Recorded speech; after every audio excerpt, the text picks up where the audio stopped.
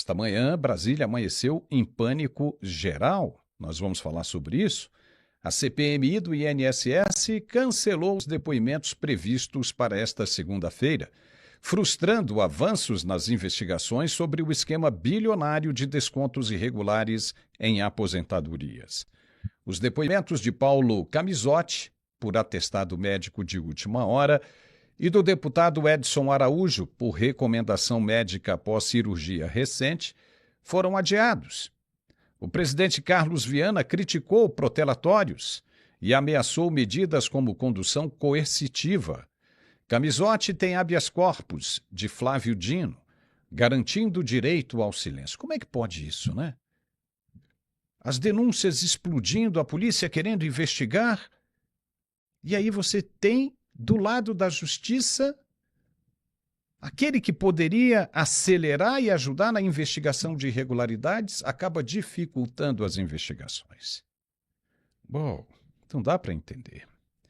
E a Polícia Federal quebrou a criptografia do celular de Daniel Vorcaro, dono do Banco Master. Demorou, mas conseguiu. E recuperou dados deletados, inclusive. O material será agora enviado à PGR e ao STF, onde o relator é Dias Toffoli, podendo revelar rede de proteção política na Operação Compliance Zero, que apura fraudes bilionárias, venda de carteiras falsas ao BRB e pressões para evitar liquidação do banco. Nesse celular, nós vamos ver agora se aparece o nome do governador do Distrito Federal, Ibanez Rocha. Uou, e mais alguém? E mais alguém? Coluna de Lauro Jardim, no O Globo, alerta para repasses via Meredith, empresa dos irmãos de Dias Toffoli, que podem respingar em ministros do STF como Toffoli e Alexandre de Moraes, gerando pressão por afastamento da relatoria e risco de bomba atômica na corte. Veja você que Meredith, as letras finais, está todo mundo já identificado isso aí. DT, Dias Toffoli. Uau, cara! É impressionante isso. A cada dia que passa, mais revelações, mas tudo isso é importante. Muito importante. Por isso, nós vamos mostrar nesta primeira edição do dia de nosso programa aqui no Mundial Telenotícias. Acompanhe com a gente. Vamos nessa! Pois é, como falamos, a CPMI do INSS cancelou os trabalhos previstos para hoje. Em mais um episódio que frustra a expectativa de avanço nas investigações sobre o esquema bilionário de descontos irregulares em aposentadorias, estavam previstos para esta segunda-feira os depoimentos de dois nomes centrais do caso, nomes que não podem faltar a essa CPMI.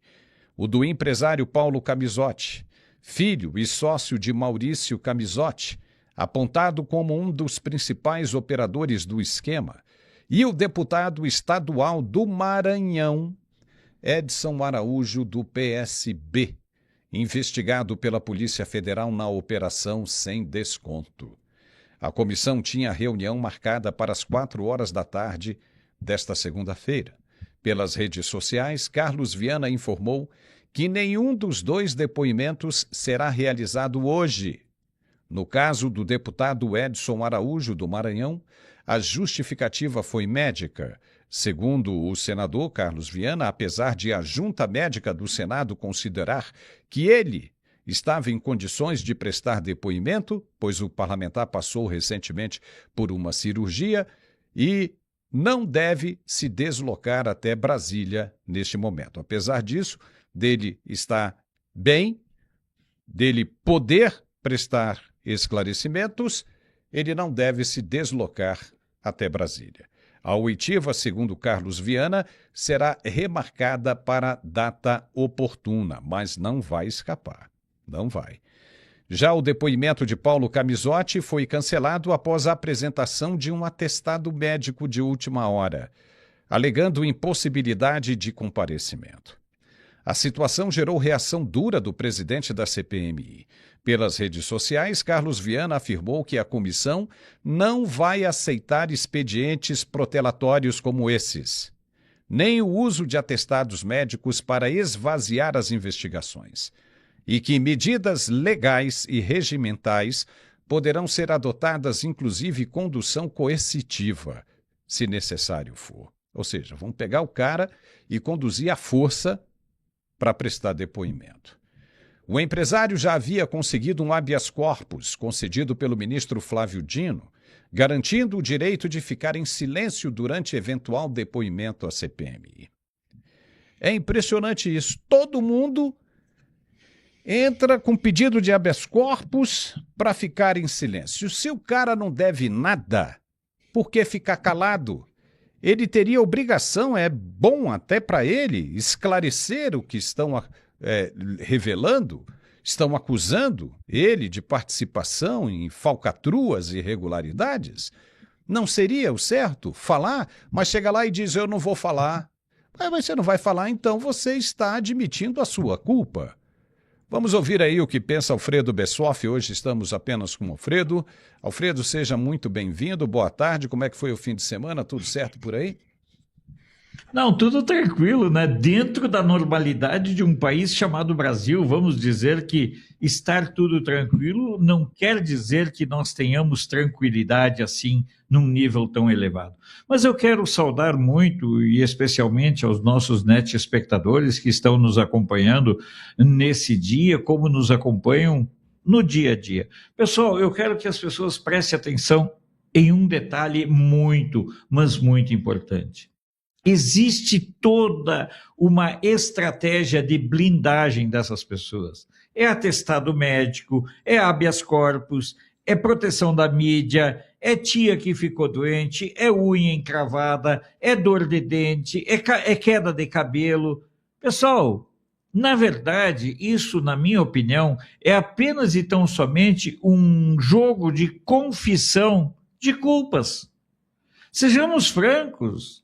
Esse pessoal apenas tão somente está fazendo jus à velha estratégia de se omitir de prestar declarações.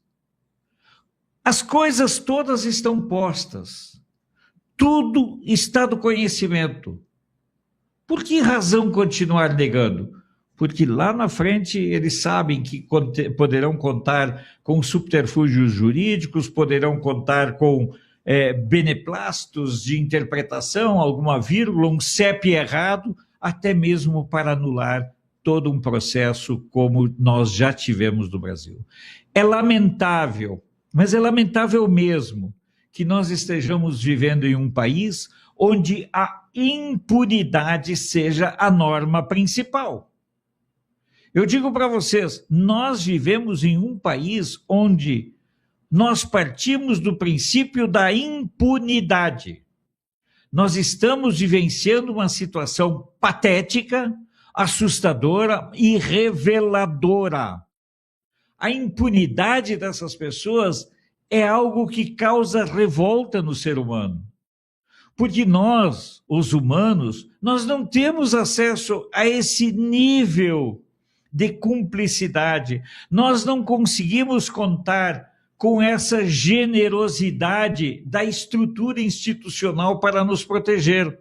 Nós não temos quem nos proteja, a não ser Deus, e isso é muito. Isso nos basta enquanto seres humanos. Mas eu queria que as pessoas entendessem, Paulo, que enquanto esses que são verdadeiramente surrupiadores contam com uma estrutura a blindá-los, o cidadão é vítima e refém de taxas, tributos, impostos, sem ter a quem recorrer.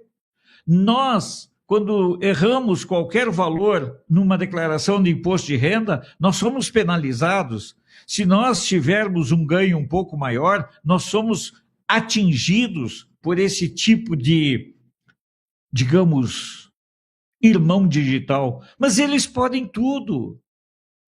As coisas estão na cara, as coisas estão evidentes, Paulo. E eles, na maior cara de pau, chegam e dizem assim, eu não sei nada, não, vou ficar quieto.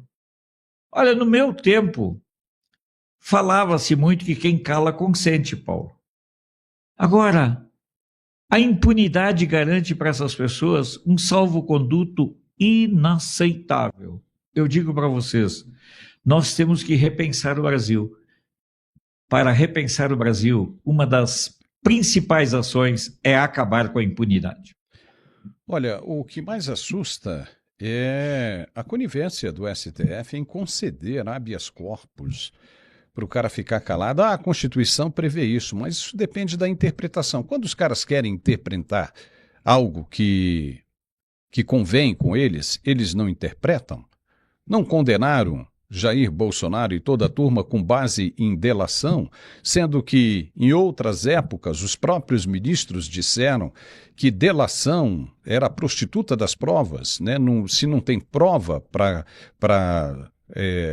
subsidiar, para suportar aquela delação, ela não vale nada, porque o cara, quando está numa situação como aquela em que estava Mauro Cid, entregava a própria mãe, mesmo ela sendo inocente. Mas, no entanto, foi com base na delação de Mauro Cid que se condenou tudo. Aí, de repente, você tem os dois ministros, o ministro dizendo que um magistrado não pode julgar um processo no qual ele esteja relacionado. Veja, aí cabe essa interpretação, mas quando estava julgando o processo onde ele era o objeto do processo, aí pôde. Quando ele disse que, vocês queriam matar, inclusive, esse relator, que sou eu? Então, veja, ali era um flagrante de participação direta, um envolvimento direto do magistrado com a causa em que ele estava julgando. Então, a interpretação é conveniente. A interpretação vai de acordo com o que convém. Por que conceder habeas corpus num momento como esse, onde tudo deveria ser esclarecido?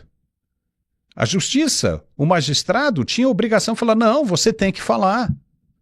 Você tem que revelar, precisamos esclarecer isso direitinho.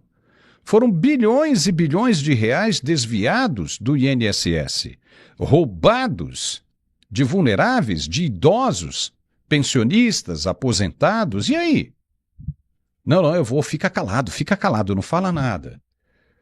Aí, se de repente você quiser punir aquele cara que ficou calado, apenas ele será punido, porque ele ficou calado, ok? Os outros que ele poderia envolver, se é que existem outros, esses outros vão sair ilesos e só ele vai ser ferrado. E aí você combina com o cara, não, aí a gente alivia para você, porque quem vai jogar somos nós. E aí a gente dá um jeito, dá 2 anos, que nem fizeram com o Mauro Cid. Caramba, isso tem que acabar. Esse é o Brasil. Essas são as ordens que a polícia cumpre. Saídas de pessoas envolvidas em situações como essa, de irregularidade, situações criminais. É impressionante, a hora está chegando, Alfredo. A hora está chegando, vai chegar um momento em que não vai mais haver como escapar. Entendeu? Não vai mais haver como escapar. Esse pessoal aí já deveria estar arrumando as balas e fugindo lá para Dubai, né? Talvez aqui, se tiver tempo, a gente fala sobre isso, porque no campo internacional essa oferta foi feita para Nicolás Maduro e ele recusou. Já essa oferta está sendo feita para a família Castro, em Cuba, e eles não vão recusar. Vai sair todo mundo de lá e vai se mandar para Dubai. Vai viver com o que já tem. Vai curtir a vida. Bilhões. E depois, com o passar do tempo, né, passa 10 anos, todo mundo esquece, aí volta para o Brasil, vai voltando de fininho, todo mundo esquece, pede aposentadoria e se manda. Porque se continuar nisso aí, é uma dor de dente que não passa nunca. Vai só piorar. Essa é a realidade que nós estamos vendo e que nós estamos enxergando. Maduro achava que podia, porque ele era o chefe do Estado, estava mandando e coisa e tal, se ferrou da noite para o dia. Foi exatamente como falamos aqui. Dormiu na Venezuela e acordou preso nos Estados Unidos. Essa turma está ferrada, porque nós vamos falar agora, né, Alfredo? Vamos falar de outra coisa aqui. Por que essa turma está ferrada até o topo? Porque a Polícia Federal, o lado bom da Polícia Federal, que é a maioria, a gente tem que dizer isso aqui, conseguiu quebrar a criptografia do celular de Daniel Vorcar, o dono do Banco Master. após ele se recusar a fornecer a senha durante depoimento. O cara não queria fornecer a senha. Se ele mesmo fosse inocente, ele fala, não, tá tudo aí, meu irmão. Faça-me o favor, a senha é essa aqui, tire o que você quiser, que eu vou mostrar aí no meu celular que eu sou inocente. Olha o dia aí, mas ele se recusou. E aí o aparelho, um iPhone 17 Pro Max de última geração, com camada adicional de proteção, foi desbloqueado com ferramentas forenses avançadas no Instituto Nacional de Criminalística. Se ferrou, não teve jeito. Não teve jeito. Os dados extraídos estão sendo agora compilados pela Polícia Federal, que tem capacidade de recuperar arquivos, inclusive os deletados, como mensagens, áudios, fotos e registros de aplicativos. O material será encaminhado nos próximos dias à Procuradoria-Geral da República, PGR, e até ao Supremo Tribunal Federal, onde o inquérito é relatado pelo ministro Dias Toffoli, nome envolvido nesse processo. Outro escândalo, outra coisa cabulosa, se o nome dele apareceu, ele não poderia estar à frente desse processo. Fontes indicam que os dados podem revelar uma rede de proteção política em Brasília e serão avaliados para uso como prova na Operação Compliance Zero, que investiga fraudes bilionárias nesse Banco Master, incluindo a venda de carteiras de crédito falsas ao BRB, o Banco de Brasília, e possíveis pressões sobre autoridades para evitar a liquidação da instituição. Além disso, há expectativa de compartilhamento com a CPI do INSS, que apura irregularidades relacionadas ao caso.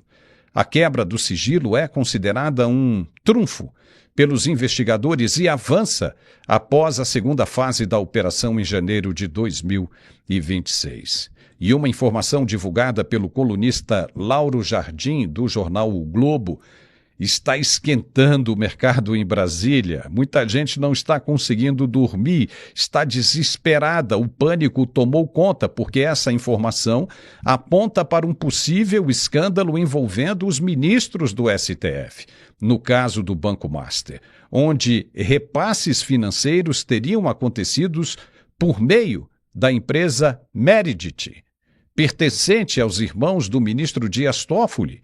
Eles teriam repassado o dinheiro para os ministros.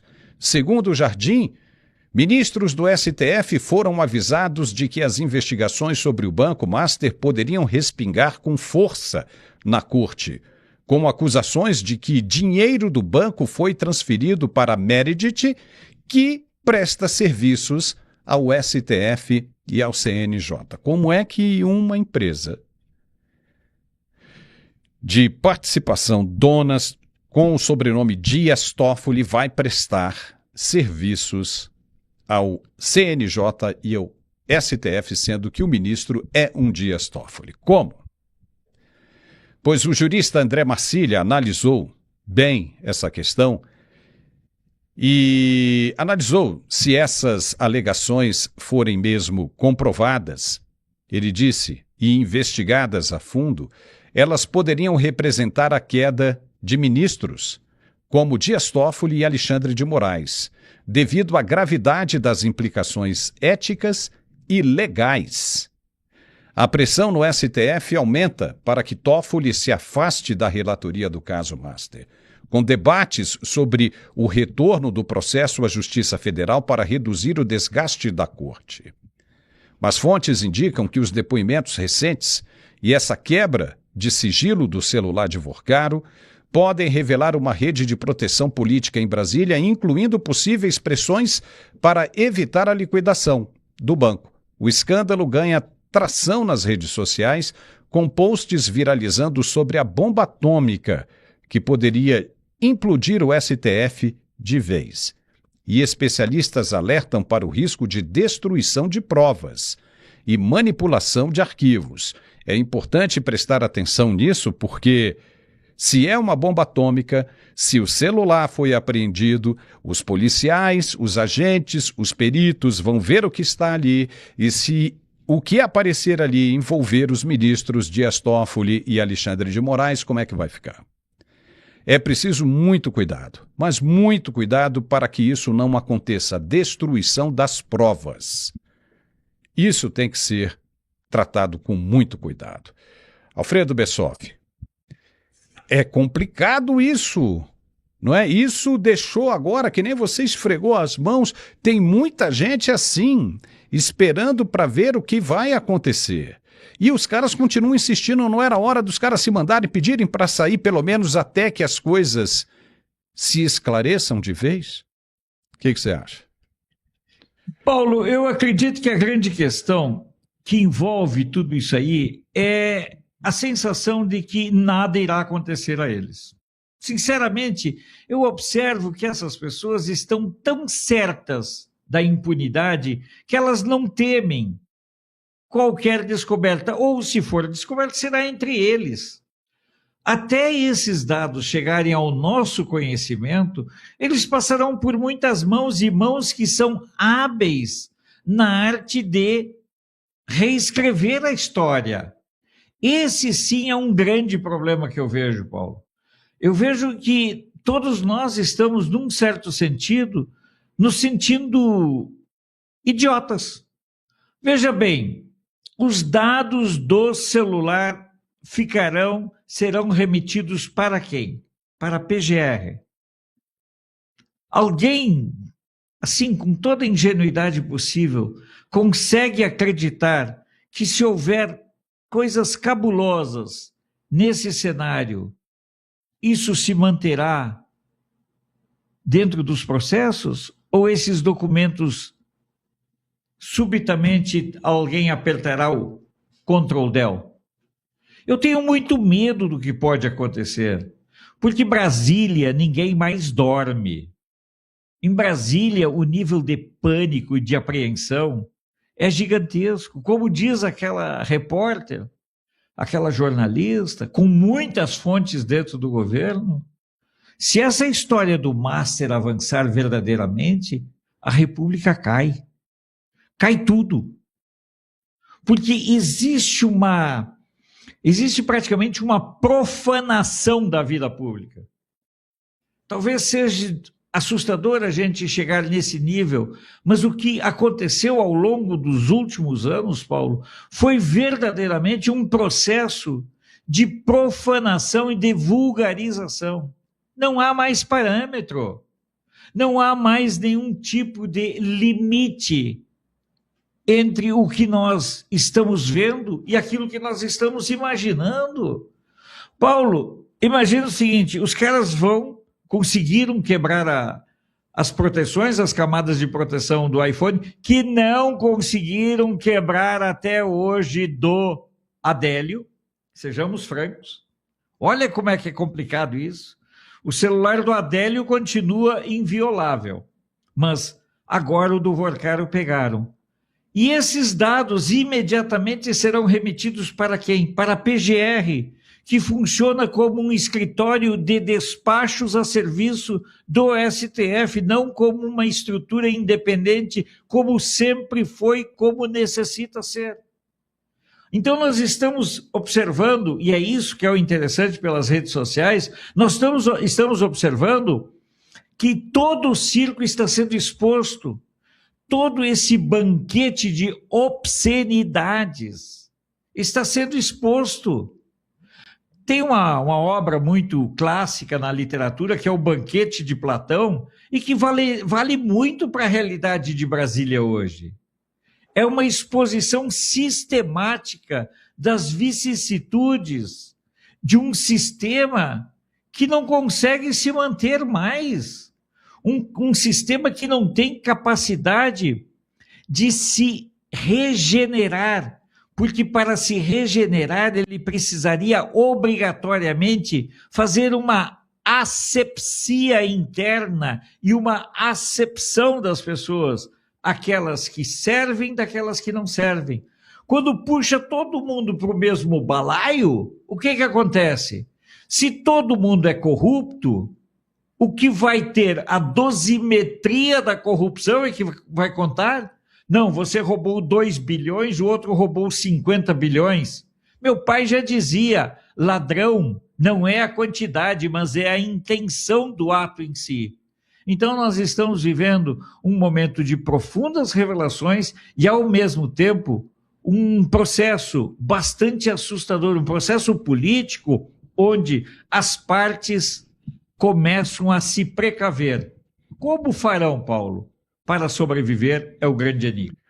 Esse é o problema, né? Quando um suposto ministro do STF disse para essa jornalista que o país não estaria preparado, né, para as revelações do Banco Master, eu entendo o seguinte, não que o Brasil vai ficar, né, atônito, vai ficar de queixo caído. Não, o Brasil não está preparado para o dia seguinte, o day after. O que ele vai fazer no dia seguinte, sendo que todas essas autoridades, suponhamos aqui, caiam? Como é que se vai fazer? Quem é que vai colocar? Isso nunca aconteceu no país, na história do Brasil.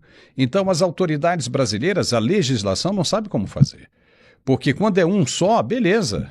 O presidente vai, indica um outro e entra ali. Mas quando você tem uma pancada, quase todo mundo envolvido aí nesse mesmo esquema, todo mundo de mãos dadas, como é que vai ficar? Como é que vai se resolver isso? Aí você olha no legislativo, você vê nomes envolvidos. Aí você olha no executivo, também uma penca de gente envolvida. Como é que você vai resolver? Como é que você tira esse pessoal? Quem é que vai colocar os substitutos? Quem? Como? Essa é a pergunta, mas tem que ser feito. Vai chegar o momento que isso tem que ser feito, se vai descobrir na hora. Faça na hora e aí a gente vê como é que faz. Primeiro resolva o problema de agora. Amanhã a gente decide como é que a gente vai fazer. Deixe os problemas do sábado para o sábado. Deixe os problemas do amanhã para amanhã. Então, é isso que tem que ser feito, agora de imediato. Então, o jurista André Marcília disse que isso é muito grave se a investigação comprovar o que está sendo denunciado agora na coluna do Lauro Jardim do O Globo. É muito grave, porque é crime. É crime de lavagem de dinheiro, porque ele cita, inclusive, o contrato de 129 milhões de reais sem um objeto, sem uma ação. Ainda mais por uma advogada que não tem histórico algum, não tem casos ganhos, não tem livros publicados, não tem mestrados. Como é que se justifica um contrato de 129 milhões? E o que é pior, segundo o André Marcília, é que nessa denúncia do jornal O Globo, mostra que alguém dessas autoridades, no topo, né, dessas autoridades, estava cobrando pressa para receber os pagamentos. Pressa. Diante de tudo isso que foi mostrado até o dia de hoje, o que nós entendemos de pressa, sendo que o Vorcaro passou ordens para que o pagamento para o escritório da doutora Vivi Barsi de Moraes fosse feito antes de tudo, que não podia atrasar em hipótese alguma. Esse foi o único momento nessa história que a gente conseguiu enxergar esse contexto de atraso e pagamento com urgência. Então, de acordo com André Marcília, se não há um objeto do contrato, o contrato ele é apenas para figurar, apenas para justificar uma ação de pagamento e recebimento, isso é lavagem de dinheiro. Uau! Até dói quando a gente fala. De tão sério que a coisa é. Lavagem de dinheiro. Lavagem de dinheiro e organização criminosa. É muito sério isso, Alfredo, porque quem é que vai resolver isso? Quem é que tem, a princípio, o dever de resolver isso? Um nome chamado Davi Alcolumbre. Se Davi Alcolumbre disse que não vai, não vai, não vai, mesmo com as evidências, o que pode ser feito? O brasileiro se pergunta, não vai e ninguém vai fazer nada? Só se houvesse uma revolução? Se o pessoal, a geração Z, saísse às ruas e quebrasse tudo, só isso? É possível. É possível que cheguemos a esse tipo de de situação devido à insatisfação que o povo brasileiro está sentindo. Porque é um absurdo o que tem acontecido e tem levado as pessoas ao extremo. Somos todos seres humanos, ninguém está aguentando, você está condenando um inocente, um homem que você não conseguiu encontrar absolutamente nada em termos de corrupção e irregularidade dele para provar, está moribundo, morrendo na cadeia. Enquanto você tem verdadeiros criminosos passando a perna no Brasil, no povo brasileiro, e nadando de braçada. Isso é um verdadeiro absurdo. Aí você tem um nome chamado Davi Alcolumbre. O que pode acontecer? Chama-se Conselho de Ética. Se o caso for parar na comissão, ou no Conselho de Ética, na Comissão de Ética do Senado, Davi Alcolumbre pode perder o mandato. Aí sim os senadores dão um bico na bunda dele e tiram ele da cadeira e fazem o que deveria ser feito desde o início, porque isso precisa ser esclarecido. A partir do momento em que você abre um processo de impeachment, apenas abrir o processo, o ministro ou um presidente ou um parlamentar tem por obrigação que ser afastado do seu cargo. Para quê? Para que ele não atrapalhe o processo de investigação. Aí ele é afastado, se for inocente, ele volta ao cargo. Se for culpado, pagará com toda a responsabilidade que a lei exige. Mas tem que sair. Tem que sair. E o certo seria o ministro Dias Toffoli largar esse processo na mão de alguém e dizer, em alto e bom som, eu estou incapacitado, porque meu nome está aí, o nome dos meus irmãos estão aí, meu nome aparece na porcaria do celular do Vorcaro. Mas não, os caras estão aí, só que não vai ter como escapar, não vai ter como escapar. Aí o presidente Lula tenta, ganhar com isso. Não, isso está acontecendo porque o meu governo está fazendo isso. Coisa nenhuma, papai. Coisa nenhuma. Já saiu e muito tempo do controle dessa gente. Olha, o ministro Lewandowski abriu gás, pegou o banquinho e vazou. Assim os outros deveriam fazer. Lá atrás, o Luiz Roberto Barroso falou, esse negócio vai feder, deixa eu me mandar.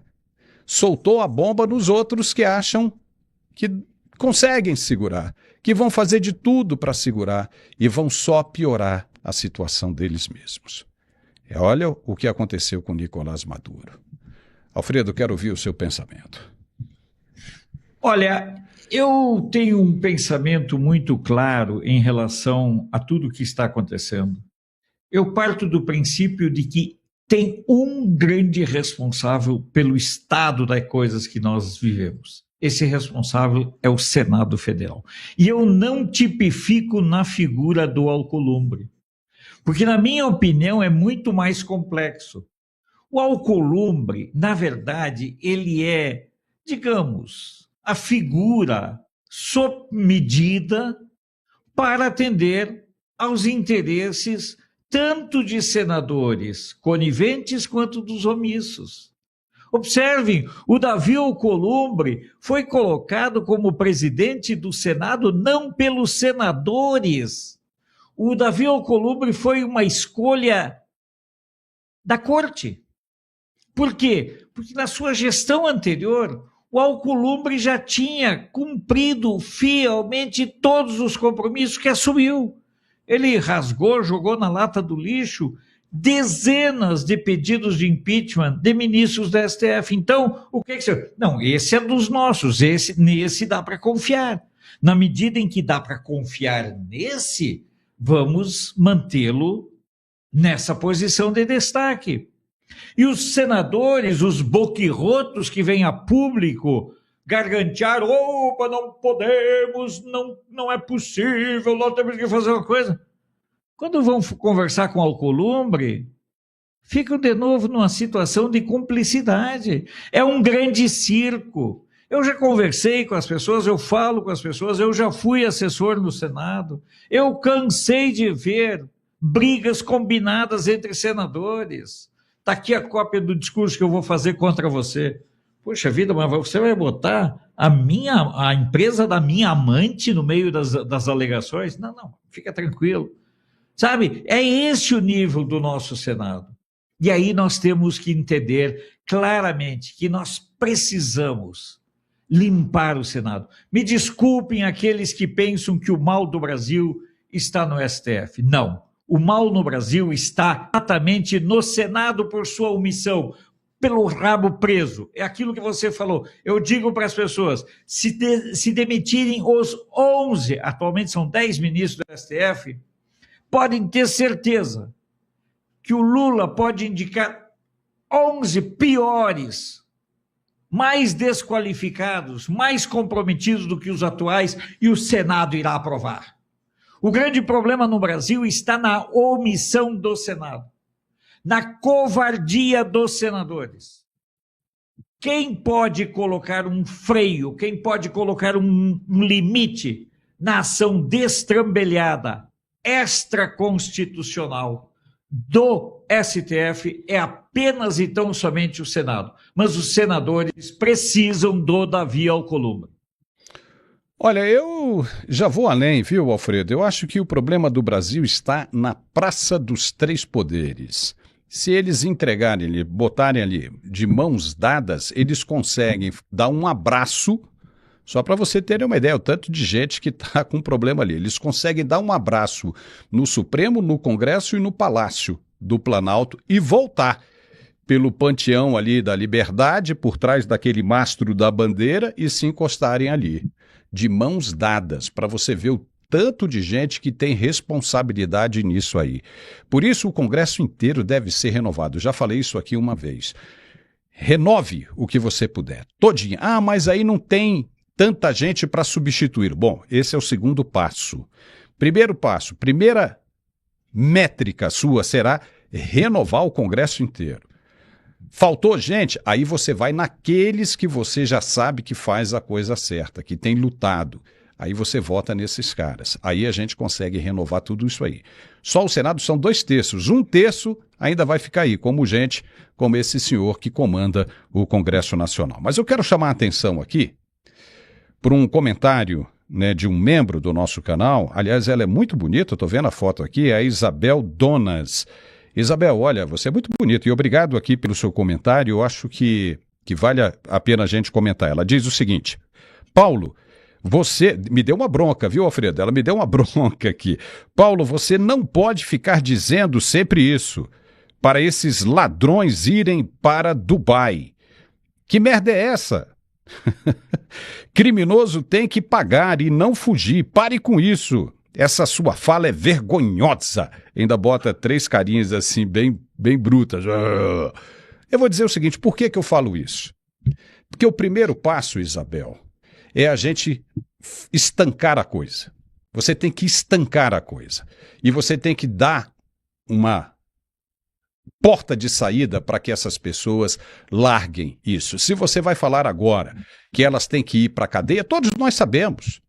Tem que parar todo mundo na cadeia, mas aí os caras vão ficar prolongando esse sofrimento. Se você diz o seguinte, olha, sai agora, que nem o Barroso fez. Sai todo mundo, você estanca o processo de imediato. Você para desse processo do jeito que ele está, essa roubalheira, essa porcaria toda. Depois que a situação está resolvida, aí sim se vai discutir, né, o que foi feito e o que será feito com relação a essas pessoas. Porque elas não poderão ficar impunes, aí vai ficar para depois. Né? Quem sabe alguns consigam aí, né, até escapar, mas desde que nunca mais voltem para o Brasil. Como é o que está sendo oferecido agora nos Estados Unidos, em Cuba. Os Estados Unidos estão oferecendo para os cubanos da família castrista, que passou aí 60 anos, né, destruindo Cuba e o povo cubano. Estão oferecendo para eles agora, olha, se mandem enquanto é tempo, porque nós vamos pegar vocês. E aí os caras se mandam, pronto, você estancou o problema, resolve a situação de Cuba. Aí depois você vai ver o que acontece com essas pessoas. Fizeram essa proposta para o Nicolás Maduro. Chegamos ao extremo porque ele não aceitou. Ele achava que era impossível, ficava dizendo, venham, covardes! Dizendo que estavam ali em Miraflores, né, Alfredo? Esperando. Não tardem de chegar, estou aqui esperando, covardes! Lembra, Alfredo? Os caras Lembra. E fazendo dancinha. E fazendo dancinha. Aí o Pete Hegseth, que é o chefe do Departamento de Guerra dos Estados Unidos, e o Donald Trump, falou, olha aí. Ele ficava lá dançando, provocando a gente, dizendo que era pra gente ir, a gente foi e acabou. E agora como é que tá? Tá lascado. Tá lascado. Ele está agora em Nova York, numa cela de 5x5, entendeu? Nós temos imagens que depois, no programa da tarde, nós vamos mostrar da mulher dele, que está desesperada, passa o dia inteiro da cama para a privada, da privada para a porta da cela, da porta da cela para a cama, senta, põe a mão no rosto, estica a perna, deita, senta, levanta. Está em crise de depressão. Nicolás Maduro também está em crise de depressão, não consegue dormir, ao ponto que os agentes carcerários tiveram que sedá-lo para que ele pudesse dormir, perdeu peso absurdamente, não está comendo, entrou em greve de fome, não está aguentando a prisão. Não está. Para quem vivia em palácios, cheio de puxa-sacos em volta dele, paparicando, comendo, andando de relógio caríssimo de quase $1 bilhão, carros e tudo mais, agora está numa cela de 5x5, enfrentando depressão, não sai, não vê a luz do dia. Quanto tempo você acha que Maduro vai aguentar assim? Não vai, ele está desesperado, já começou a falar, a abrir a boca, a contar tudo que o governo americano precisa saber para voltar a colocar o continente americano em ordem. Vai pegar todo mundo e Maduro vai falar o que quiser, até o que os caras não querem ouvir, Maduro vai abrir e vai provar. Esse é o maior desespero dessa gente. E tem notícia nova, viu, Alfredo? Tem notícia nova. O Diosdado Cabello, que era o forte ali depois do Testa de Ferro de Nicolás Maduro. O Testa de Ferro era o cara que fazia todas aquelas manobras escusas, pegava ouro e anunciava, falava, Maduro, tem que mandar isso para a Suíça e coisa e tal. O Diosdado Cabello era o cara da força militar. Por que que o Edmundo Gonzalez e a Maria Corina Machado não assumiram até agora? Por causa de figuras como o Diosdado Cabello, que ainda estão soltas. Aí o que o cara fez agora, nesse fim de semana? Ele decidiu se entregar para os americanos. Tem uma recompensa de $25 milhões pela cabeça dele. Ele falou o seguinte, olha, eu me entrego e entrego todo mundo. Todo mundo. Eu não quero ser morto, porque ele sabe que no caso dele é vivo ou morto. Então ele quer negociar com as autoridades americanas, que ele sabe que ele já vai ser preso, ele já decidiu se entregar e agora ele quer usar as informações que ele tem para minimizar o tempo dele na cadeia para não ficar que nem o Nicolás Maduro. Aí o que ele disse? Ele disse que tem provas, tem documentos que vão incriminar presidentes da América Latina que se beneficiaram do narcoterrorismo, do dinheiro do narcotráfico para suas campanhas. Ele citou o nome, o López Obrador do México, Gustavo Petro da Colômbia, tá? Só para a gente começar, não vou nem falar o resto aqui. Nessa primeira denúncia, não apareceu o nome do presidente brasileiro, mas ele citou Díaz-Canel de Cuba, disse todo mundo. E aí no final ele disse, e muitos outros. Aí a pergunta é, o governo brasileiro pode estar envolvido nisso aí, pode aparecer? Pode, mas também pode ser que não apareça, seja uma surpresa gigantesca.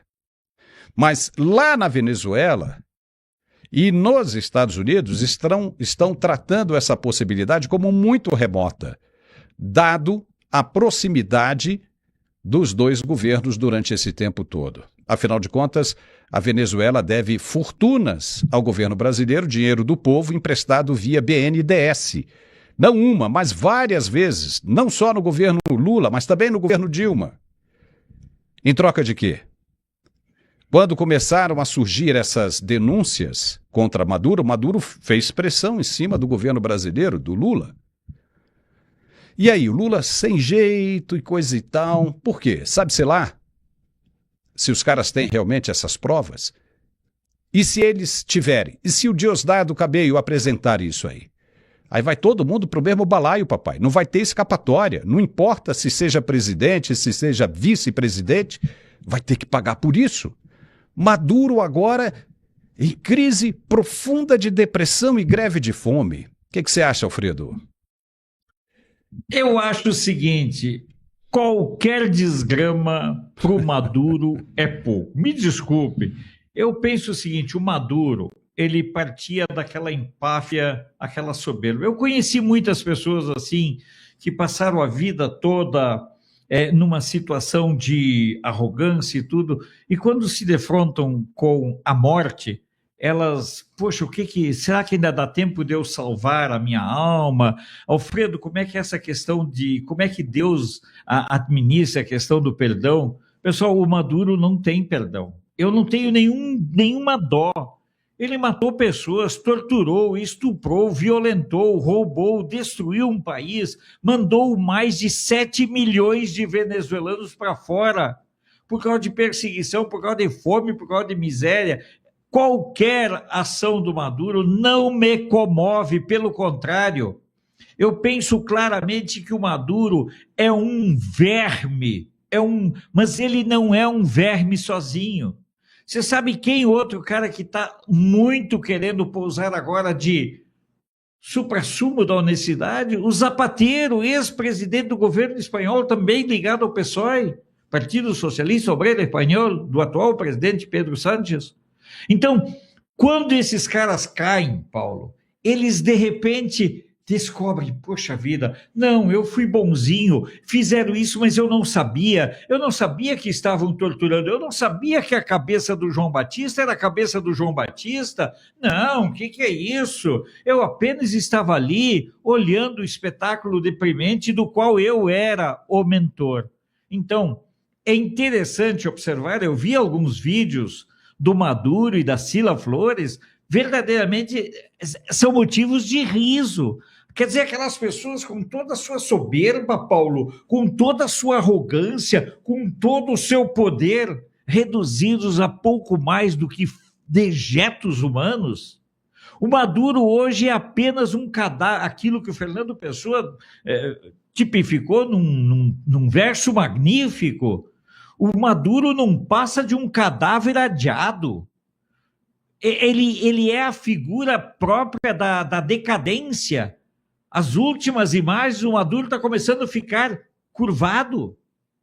Tem um livro da Isabel Allende, A Casa dos Espíritos, que mostra que uma pessoa no final da vida, ela era gigantesca e com a perda do poder ela foi se curvando. Maduro está ficando aquilo que todos nós sabíamos, que ele ficaria cada vez mais encurvado. O cara, eu acho que o Maduro deve ter o quê? 1,90 m, 1,92 m, pela visualização que a gente tem. O Maduro daqui um pouco está num peso de uns 60, 70 quilos. Por quê? Porque ele se alimentava da arrogância, da empáfia e da soberba. Agora ele foi desnudado. O Maduro é apenas e tão somente um cadáver. Nada mais, nada além do que um cadáver. E outra coisa, eles vão continuar mantendo o Maduro nessa posição, porque vai chegar no momento no qual o Maduro vai implorar para denunciar. Daqui um pouco, meus amigos, eu digo isso para vocês com toda tranquilidade, daqui um pouco o Maduro estará implorando para que seja escutado. E aí, claro que ele vai falar alguns exageros, mesmo assim ele vai continuar mentindo. Porque ele tem muita gente ainda para proteger que está fora da prisão, os próprios filhos, os familiares. Porque o sistema da máfia é vingativo. E o Maduro sabe que ele tem um limite, inclusive, nas suas confissões nas suas delações e nos seus medos. Se ele chegar num determinado ponto em que ele quer colocar tudo para fora, tenho certeza, o resto da família dele também vai para o saco. Mas está sendo muito interessante, Paulo, mas muito interessante mesmo, ver o Maduro andando de um lado para o outro. Sabe aquele pintinho? Quem nasceu do campo sabe, né? Às vezes um pinto fica na chuva e ele fica todo encolhidinho andando de um lado para o outro. Não tem mais a asa da mãe para protegê-lo. O Maduro está assim. Sabe o que é duro para o Maduro? É que ele caiu na realidade agora a ficha dele caiu. Não tem tinos, ou seja, não tem os chineses, não tem russos, como ele achava que iam entrar para ajudar, para resgatá-lo, não tem nada disso, não tem iraniano, não tem governo brasileiro para fazer pressão, todo mundo já largou a mão, já vazou, ninguém está falando mais nada e ele está lascado e vai ficar assim para a vida inteira, para sempre. E o Diosdado Cabello está vendo isso aí, ele viu, caramba... Ninguém fez nada, a Rússia não fez nada, a China não fez nada, o Brasil não fez nada, ninguém fez nada, vai sobrar para mim também. Então deixa eu logo aproveitar o que eu tenho para, barganhar, para negociar. E aí ele vai e apresenta tudo. Tá todo mundo ferrado, cara. Vai ser um facão, uma guilhotina descendo direto lá de cima de Cuba até lá embaixo. Ou seja, eles pegam inclusive o Alberto Fernandes, que já vazou. Cadê o Alberto Fernandes? Está caladinho.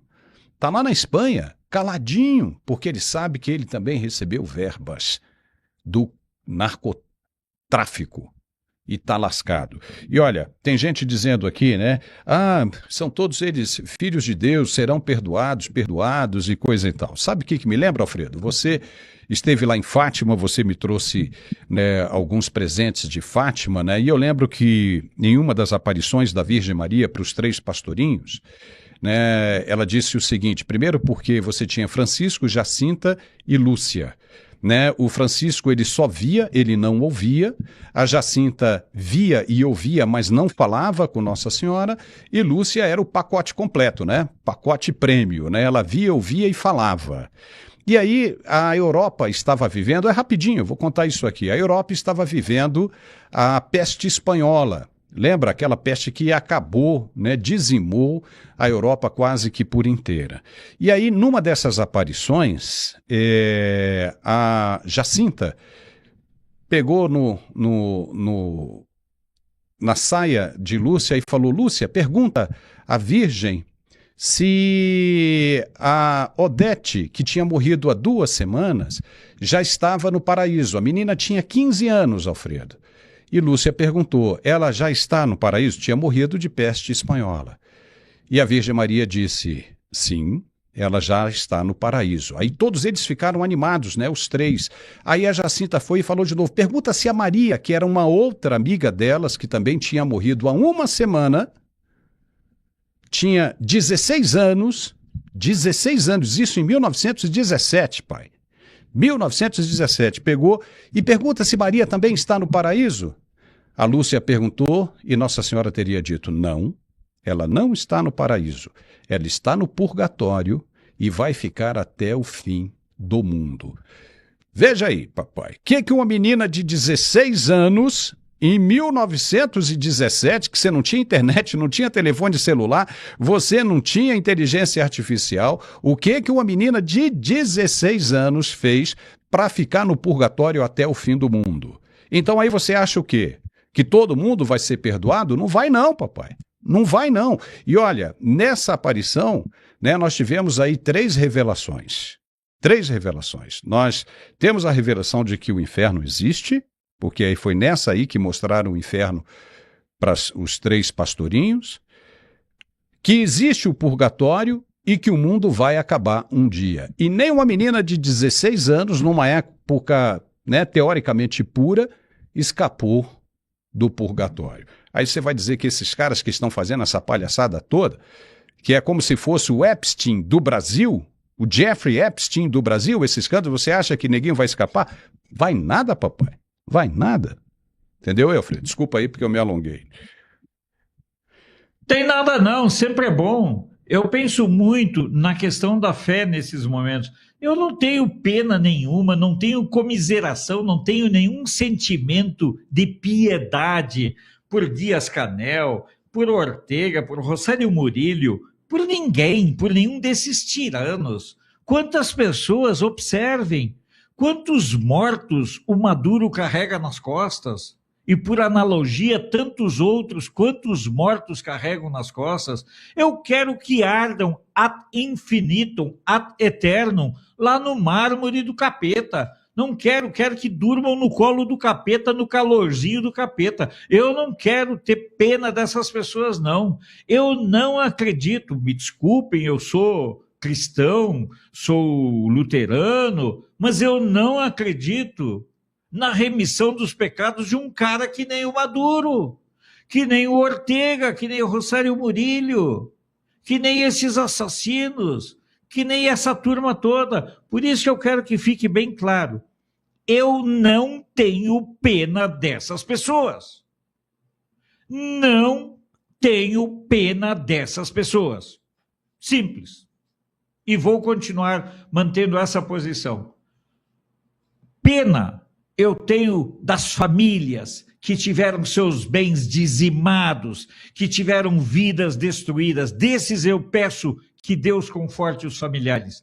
Do Maduro, o mármore do inferno que o espere e que o acolha com muita generosidade. Cara, e vou dizer só uma coisinha aqui, Alfredo. Nós temos aqui áudios, nós não vamos mostrar agora, se quiser no programa da tarde a gente pode mostrar, que estão sendo vazados na Venezuela.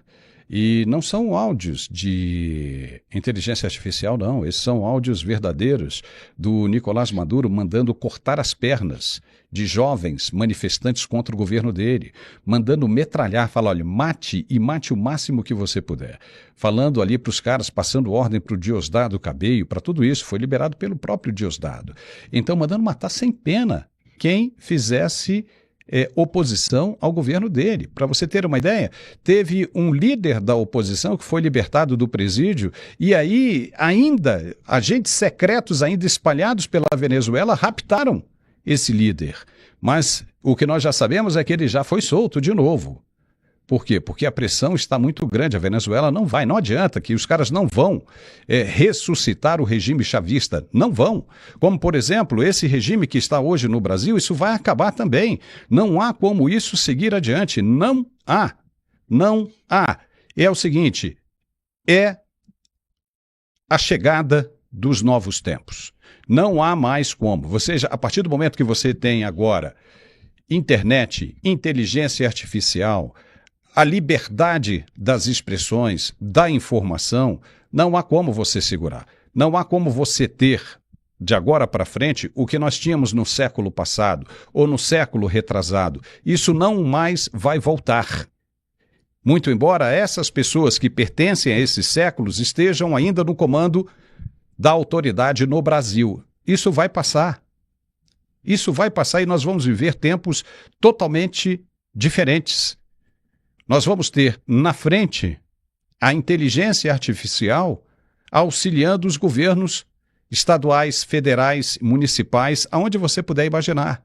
Vão surgir novas ferramentas de inteligência artificial que vão impedir a má gestão do dinheiro público. Você pode ter certeza absoluta disso. Aí os caras vão resistir. Não podemos implementar isso aqui, porque senão como é que nós vamos roubar? Entendeu? Mas não vai ter como fugir. Amanhã ou depois vai entrar no governo justamente alguém que pense dessa forma. Porque se você usa tudo aquilo que entra para o governo para o bem do povo como deveria ser, o povo estaria a mil maravilhas. Não haveria necessidade de você ter a saúde pública pior do que a saúde privada. A saúde pública, com o poder que o Estado tem, deveria ser melhor do que a privada. A educação pública deveria ser melhor do que a privada.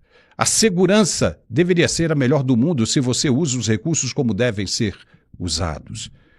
Olha, Alfredo, quando a gente começa a falar essas coisas, né, vai deixando a gente realmente irritado, né? Então a gente precisa dar uma colherzinha de chá, né? Muita gente, por exemplo, anunciantes, né, ficam com medo de se associarem, né, a canais de direita, né? Você vê, tem anunciante pra caramba aí de direita que está anunciando em canal de esquerda. Os caras não querem mais anunciar em canais de direita. Olha que coisa louca. Depois o governo muda, aí os caras vêm, todo mundo. Está todo mundo com medo? Não precisa mais ter medo.